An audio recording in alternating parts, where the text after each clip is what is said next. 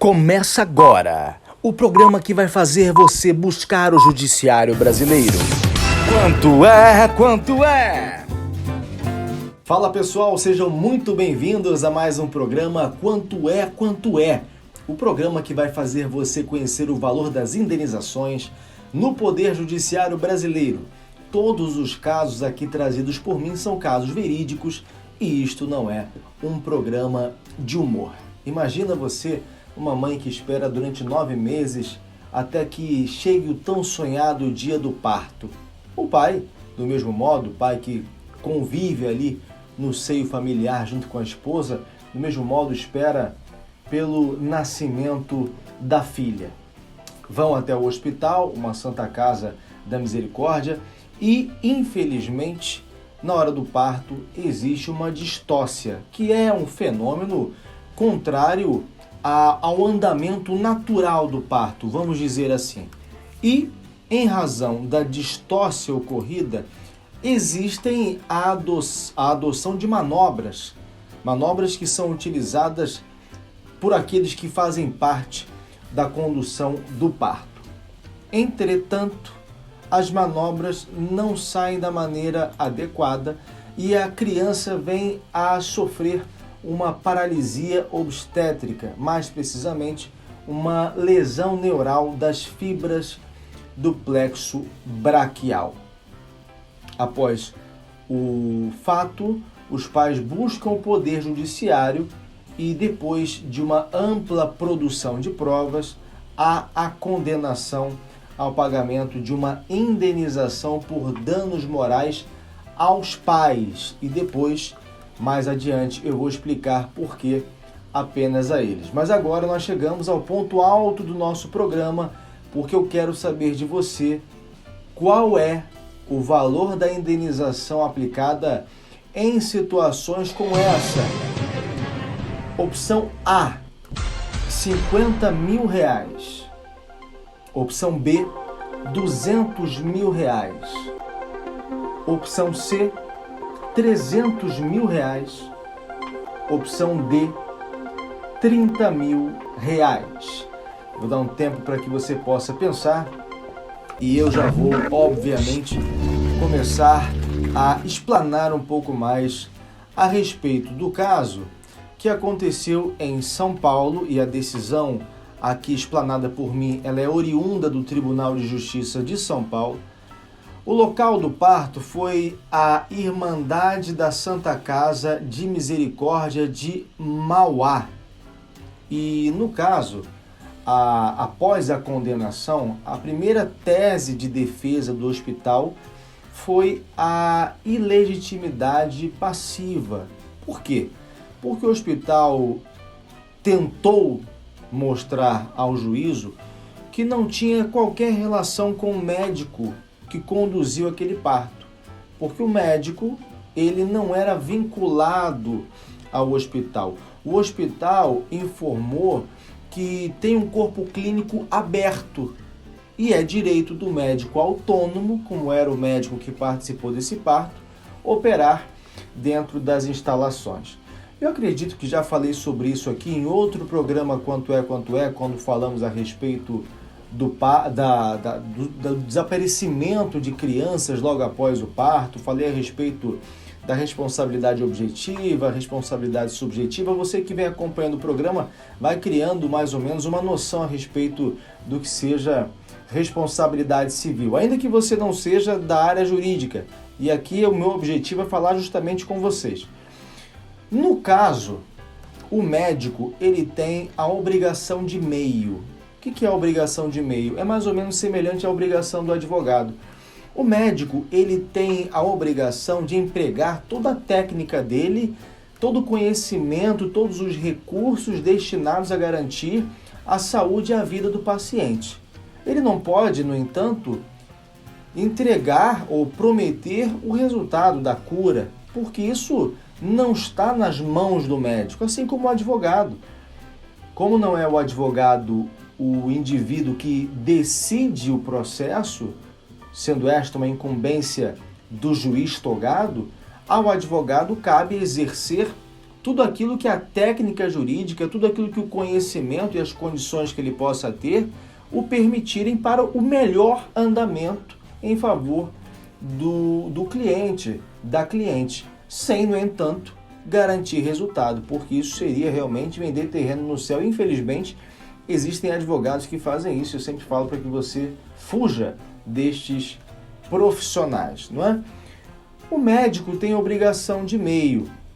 Agora, quando você procura imputar a ele uma responsabilidade, eu estou falando do médico e não da instituição, é preciso que você tente caracterizar ao juiz a existência de imprudência, de negligência ou de imperícia. É preciso mostrar que o médico, dentro da atuação dele, agiu de modo inadequado. Por isso, o tipo de responsabilidade que recai sobre o médico é uma responsabilidade subjetiva. Já em relação à instituição em si, ao hospital, a responsabilidade dela é objetiva em relação às pessoas que adentram dentro das suas locações e também pelos prepostos, pelas pessoas que são vinculados ao hospital e que venham a cometer algum tipo de ato indevido dentro das atribuições que lhe cabem. Nesse caso, a responsabilidade é objetiva. O que o juiz entendeu? Considerando a existência de uma imprudência, de uma negligência, de uma imperícia do médico, o hospital, sendo o local no qual o parto ocorreu, ele é também responsável solidário por tudo o que aconteceu aos pais dessa menina que sofreu com uma lesão do plexo braquial. Então, o juiz ele não atendeu ao requerimento do hospital no sentido de se ver isento de responsabilidade e o manteve no polo passivo. Bom, há também, nesse tipo de situação, ainda que o médico não seja vinculado ao hospital, aquilo que se chama de culpa in iligendo, é um termo em latim. O hospital ele acaba sendo penalizado pela escolha dos profissionais que atuam dentro dela, ainda que o profissional não tenha um vínculo direto com a instituição. Isso se chama culpa na escolha, ou na permissão, ao menos, para que aquele profissional possa atuar lá dentro. Bom, quando você tem uma distócia dentro do parto, existem várias manobras que você pode adotar enquanto profissional da medicina, enquanto profissional que está habilitado a trabalhar dentro de um parto. Você tem a manobra de Gaskins, você tem a manobra de Robin One, você tem a manobra de McRoberts, e tudo isso eu sei porque eu já atuei em alguns casos da área médica. Estou com um caso, inclusive, neste momento em que eu gravo o vídeo, relacionado também a uma distócia no parto que ocasionou um dano do plexo braquial, inclusive com paralisia do lado esquerdo da criança. Então eu estou estudando bastante sobre esse tema, então você não se surpreenda se eu conseguir falar com naturalidade alguns temas da área médica, sem contar, e aqui eu faço um agradecimento especial, aos meus amigos médicos, vários deles que estudaram comigo nas fases da escola ainda, no segundo ano, do primeiro ano, no terceiro ano. Eu quero agradecer a minha amiga médica Paulinha, que está lá em São Paulo exercendo a medicina, ela que volta e meia trabalha comigo em casos dessa natureza. E essas manobras, várias delas, são permitidas pela OMS e também pelo próprio Ministério da Saúde aqui no Brasil. Entretanto, todas as manobras têm um roteiro a ser seguido. E nenhuma delas pode, por exemplo, forçar a saída da criança por meio da pressão do fundo uterino no intuito de acelerar o parto. Existe uma manobra que é a manobra de Chrysler, por exemplo. Essa manobra tem como premissa a ideia de empurrar o ventre da mulher na tentativa de forçar a saída da criança no momento em que há uma distócia. Para que você possa visualizar, a distócia é quando a cabeça da criança sai, mas o ombro fica preso, por exemplo. E aí você tem que exercer determinadas manobras. A manobra de Chrysler muitas vezes foi utilizada e, infelizmente, ainda é utilizada especialmente no sistema público de saúde. Você vai encontrar nos precedentes jurisprudenciais e em vários outros locais relatos de mulheres que foram submetidas a manobras de maneira incorreta, e hoje se tem o termo violência obstétrica muito em alta, e que por causa da má execução dessas manobras, até hoje convivem com filhos portadores de deficiência, de paralisia cerebral, por exemplo. Então, é uma manobra, ou são manobras que devem ser exercidas com muita cautela. E aí, a manobra de Chrysler, por exemplo, ela tem como posição comum colocar a mulher sempre de barriga para cima, e aí algum assistente de parto empurra o ventre. Isso é proibido, mas como eu falei, infelizmente acontece. E existem outras formas de você exercer essa pressão, não necessariamente por meio da manobra de Chrysler. Você pode exercer outra manobra, mas por meio dessa pressão. Só que qualquer tipo de pressionamento é proibido. É proibido de forma assídua por aqueles que trabalham na área médica. Mas como eu falei, isso acontece. E nesse caso, em tela, o caso da decisão, houve essa distócia, esse fenômeno que saiu da normalidade, e houve o uso de um fórceps. Você pode buscar no Google o que é um fórceps, para poder tirar a criança de dentro da mãe. E aí houve a lesão do plexo braquial. Quando você tem uma lesão do plexo braquial, você tem uma lesão neural nas fibras. Então há paralisação de parte do corpo. O processo no qual eu estou atuando, por exemplo, se você verificar o vídeo, você vai ver que o lado esquerdo da criancinha, tadinha, tem 5 meses, ele não se mexe. A mão, ela fica assim em punho, diferentemente da nossa mão, a mão fica assim. E existe possibilidade de recuperação desde que as medidas corretas sejam adotadas logo após o parto. O problema é que se a pessoa, por exemplo, não tem condições financeiras, se ela tem o filho pelo SUS, muitas vezes é um indício de ausência de condições financeiras. E se você depende de todo o tratamento posterior pelo SUS, você corre um risco de não conseguir em tempo adequado realizar os procedimentos que seriam necessários para que o braço da criança ou o membro da criança paralisado pudesse voltar ao normal. Geralmente não volta ao normal, ou ainda que haja progresso por meio de cirurgias reparadoras, por meio de fisioterapia, ainda existe uma diferença em relação às pessoas que não sofrem com o mesmo problema. Nesse caso específico, o mais adequado seria a realização de cesárea. Quando a mãe chega ao hospital e você não tem uma dilatação apropriada, que geralmente está em 10, isso segundo os médicos com os quais eu conversei. Se você é da área médica e viu alguma incorreção, por favor, deixa nos comentários. Se existe algum tipo de possibilidade de ocorrer uma distócia em razão do sobrepeso da criança dentro da mãe, por exemplo, tudo isso é um indicativo de que o mais adequado seria a cesárea. Mas aí existe um outro problema, porque no sistema público de saúde, especialmente no Brasil, existe praticamente uma forçação de barra, vamos colocar assim, entre aspas, uma forçação de barra para que o parto normal seja a regra. E muitas vezes a mãe não tem condições de ter um parto normal.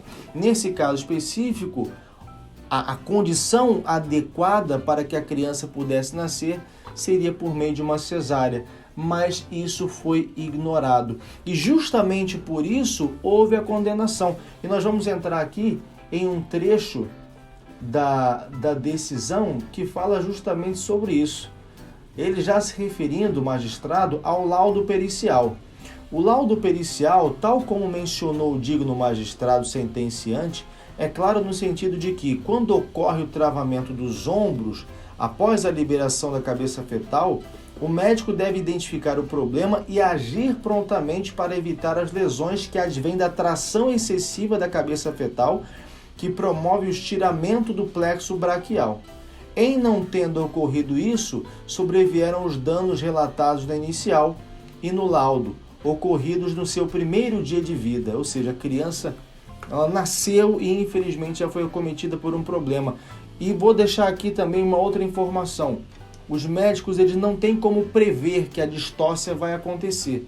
Isso muitas vezes é imprevisível, acontece apenas no ato. Mas no ato você tem que ter pessoas competentes para poder exercer as manobras da maneira correta. Voltando à decisão. Ainda que o laudo não tenha sido afirmativo quanto à indicação de cirurgia cesariana pelo tamanho do feto, considerou que era previsível a ocorrência de dificuldades pela via vaginal.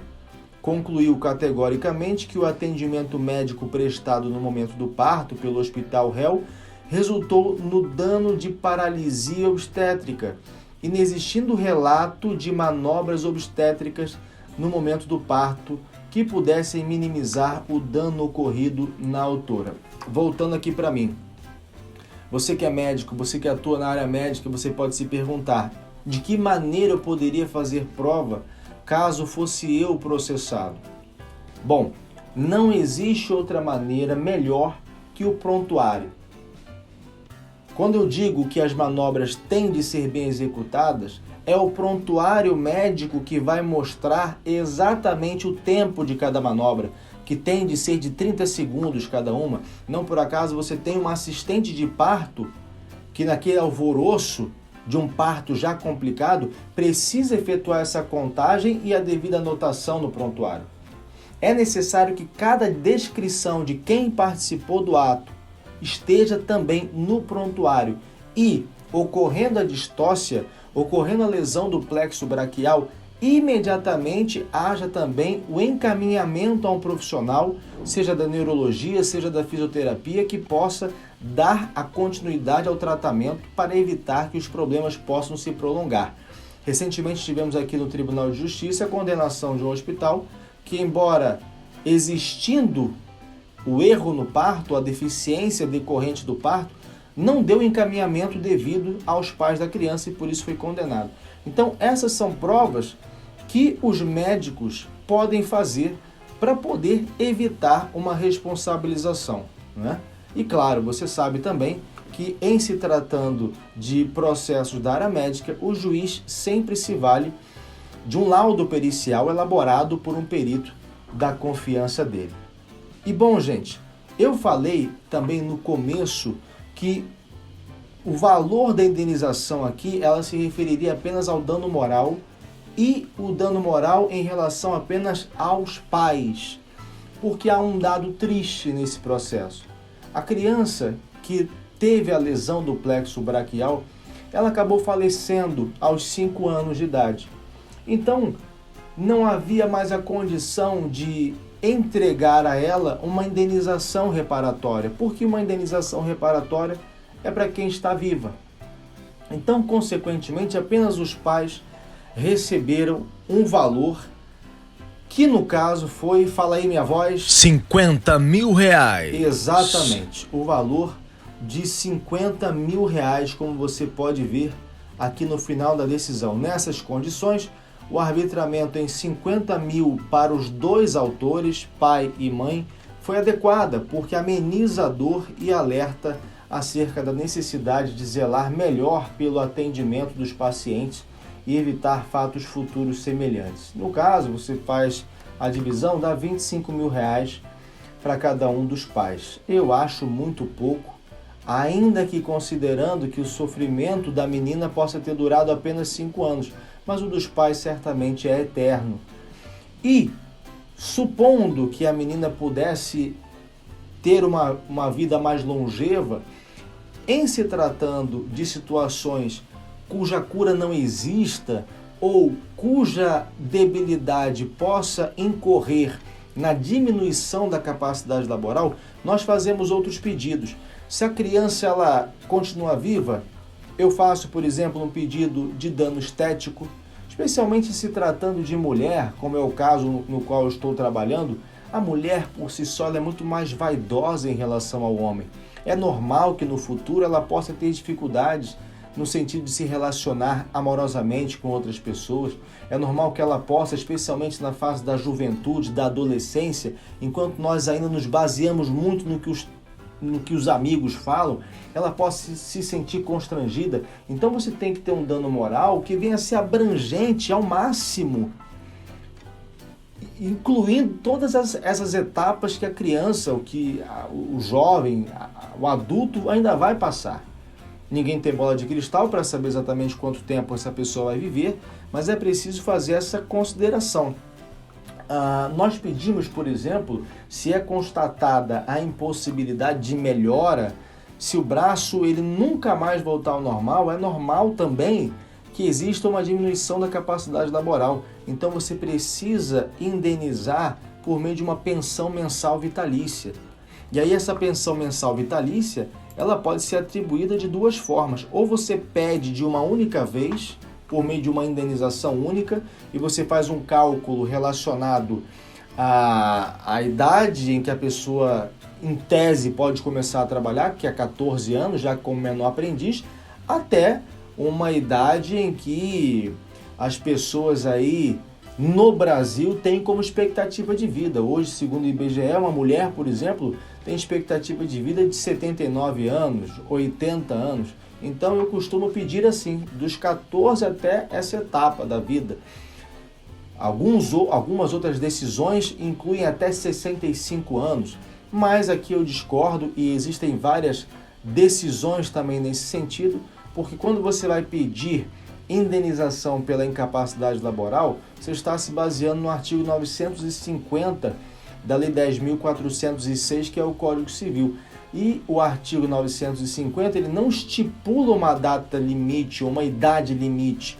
Então você tem que pedir para que aquela pensão ela se estenda até o falecimento da pessoa, o que você não sabe quando vai acontecer, e aí por isso você tem que pagar mensalmente, todo mês aquele dinheiro caindo, não em uma única vez, ou você pede em uma única vez, mas considerando a média da expectativa de vida das pessoas no Brasil, que está acima já dos 65 anos.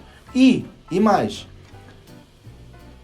as parcelas a serem pagas tem que ter o 13º, porque a ideia do 13º é justamente restabelecer, substituir o recebimento do 13º salário que essa pessoa receberia caso estivesse ganhando. O valor, não é, das parcelas mensais, como a gente não sabe efetivamente quanto aquela pessoa receberá no futuro, a gente coloca como patamar ali um salário mínimo. A gente faz um cálculo em cima de um salário mínimo no momento ali da atribuição. E claro, sempre procurando atender ao princípio da reparação integral. Nenhuma indenização vai trazer o movimento, nenhuma indenização vai acabar com o sofrimento, mas ela tem pelo menos que atender ao máximo da reparação que poderá ser oferecida aí por meio do poder judiciário, por meio daquele especialmente que causou o dano. E claro, outro pedido que se faz, não é? Ou que se faria caso essa menina permanecesse viva, não é?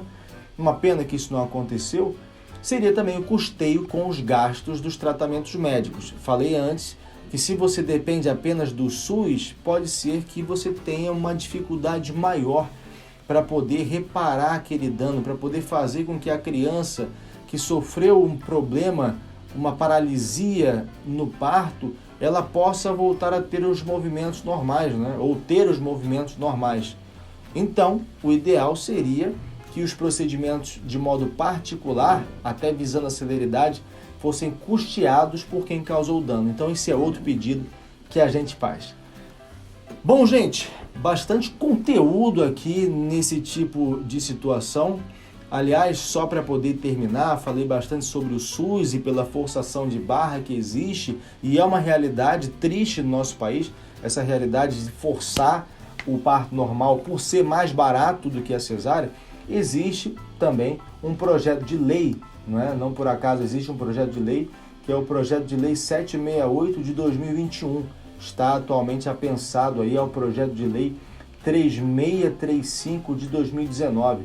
Esse projeto de lei garante às gestantes que buscarem o SUS a possibilidade da escolha do parto cesariano. Ainda não está aprovado, ainda não é lei, mas quem sabe um dia aí a gente possa chegar nesse momento que vai ser muito melhor, muito interessante para as mamães. Tem também um dossiê, que é um dossiê que foi elaborado de uma CPI ocorrida em 2012, que se chama Parirás com Dor.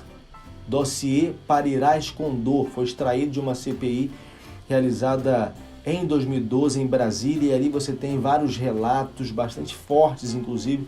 Eu, estudando para o caso, li bastante. Se você tiver interesse, é só buscar no Google. Bom, muito obrigado a você que ficou comigo até aqui. Eu sou Ian Santos, advogado. Conte sempre comigo. Até o próximo vídeo.